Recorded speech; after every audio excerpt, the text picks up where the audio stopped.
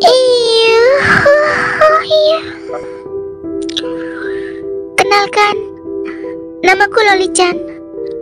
Kali ini aku akan menceritakan kisah nyata orang yang satu-satunya selamat dari kecelakaan pesawat, yaitu terjadi pada tahun 1995. Demi menambah kesan realistis pada cerita ini, saya sendiri akan memerankan sebagai Erika, yaitu korban satu-satunya yang selamat.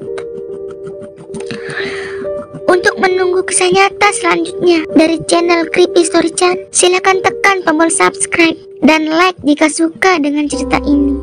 Penasaran dengan ceritanya? Silakan menikmati kisah nyata ini. Namaku Erika Delgado, asal Kolombia.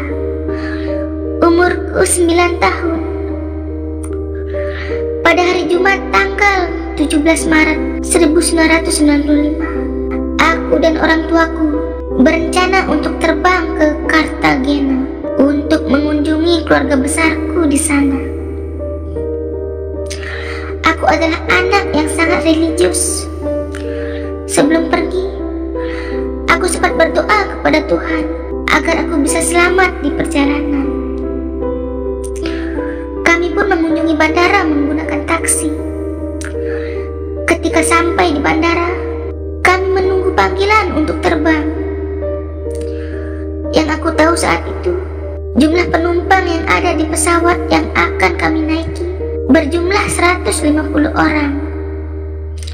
Akhirnya, kami pun mulai lepas landas.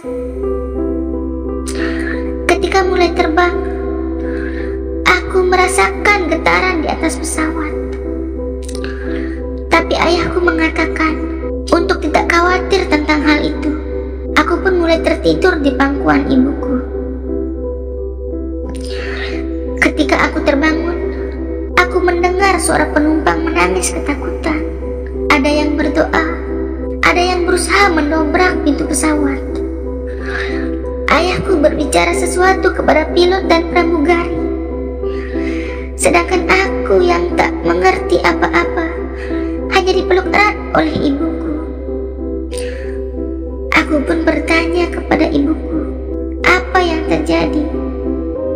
Tapi ibuku mengatakan agar selalu tenang dan tak terjadi apapun.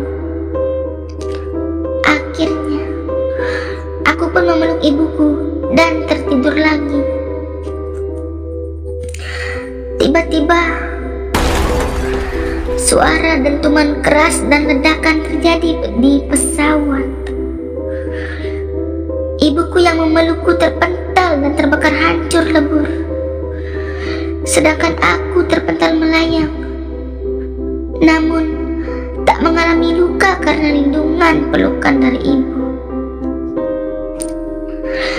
Pesawat yang jatuh dan hancur di rawa-rawa menyebarkan puing-puing pesawat di sekitarnya.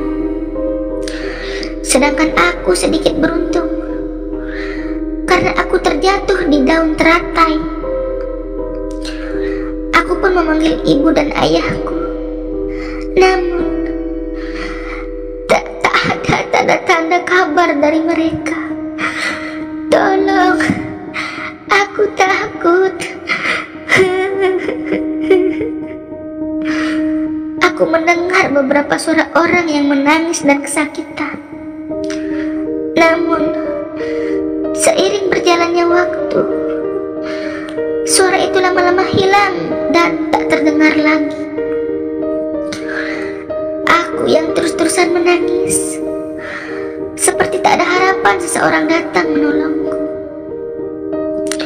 Namun, aku teringat perkataan guru agamaku bahwa Tuhan pasti akan mengirimkan malaikat jika aku berdoa dan meminta pertolongan. Aku pun hanya diam dan berdoa di atas daun teratai tersebut. Ketika waktu menunjukkan malam hari, aku pun merasakan lapar dan haus. Aku pun terpaksa minum air di rawa-rawa itu. demi menghilangkan rasa hausku. Aku pun melihat bintang dan terus berdoa agar Tuhan mengirimkan malaikat penolongku. Akhirnya aku pun tertidur pulas. Besoknya kurasakan seseorang menggendongku menggunakan pakaian berbaju jingga. Aku pun berkata, "Apakah kau adalah malaikat yang dikirim Tuhan untuk menolongku?" Ternyata aku telah diselamatkan oleh tim evakuasi.